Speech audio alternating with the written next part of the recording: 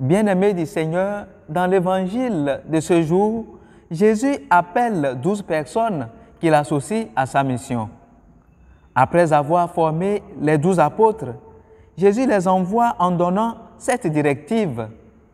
Ne prenez pas le chemin des païens et n'entrez pas dans une ville de Samaritains.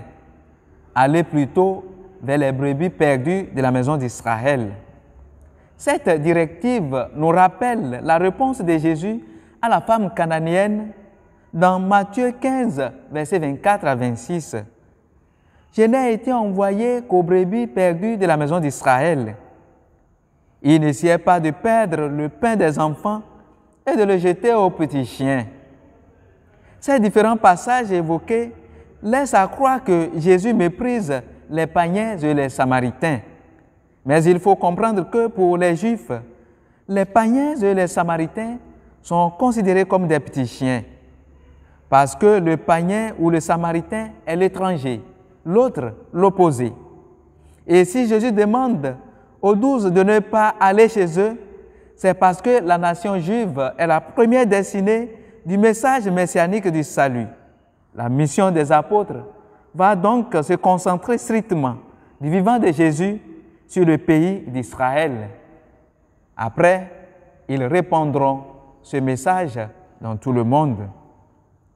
Les 12 apôtres autour de Jésus est une image de la communauté ecclésiale préfigurée par le peuple de Dieu, constitué par les 12 fils de Jacob dans l'Ancienne Alliance. Le Christ poursuit, à travers cette Église, sa présence dans l'histoire.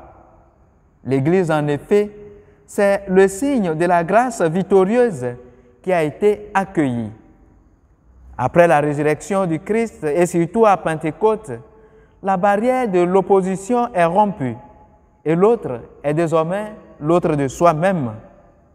Il n'y a plus ni juif ni païen et l'Église est devenue annonciatrice du règne de Dieu à toutes les nations sans exception.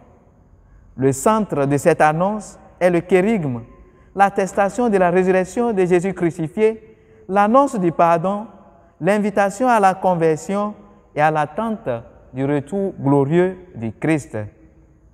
Mes chers frères et sœurs, le Christ nous invite aujourd'hui, chacun selon son statut, dans cette grande famille des enfants de Dieu que nous formons, à annoncer ce message de salut à toutes les nations. Car appartenir à l'Église de Jésus-Christ veut dire aller vers les autres avec ou à travers des groupes envoyés pour semer la bonne nouvelle de l'amour de Dieu. Annoncer l'Évangile, c'est aussi promouvoir la justice. Mais ces volets, Israël semble l'avoir oublié. C'est pour cela qu'il a subi le sort que le prophète Osée nous a relaté dans la première lecture. Mes chers frères et sœurs, cette mission que nous avons à accomplir n'est pas sans difficulté, car parmi les 12 appelés par Jésus lui-même, il y a Judas, celui-là qui va le livrer. Mais ne l'oublions pas, sur d'autres pages d'Évangile, le Christ dit « Sachez que moi, je serai avec vous jusqu'à la fin des temps. » Puisse Dieu lui-même, par l'intercession de la Vierge Marie, aider chacun de nous, après avoir accueilli ce message, à tenir à temps et à contre-temps son bâton d'annonciateur de la bonne nouvelle, aujourd'hui, demain et pour les siècles des siècles.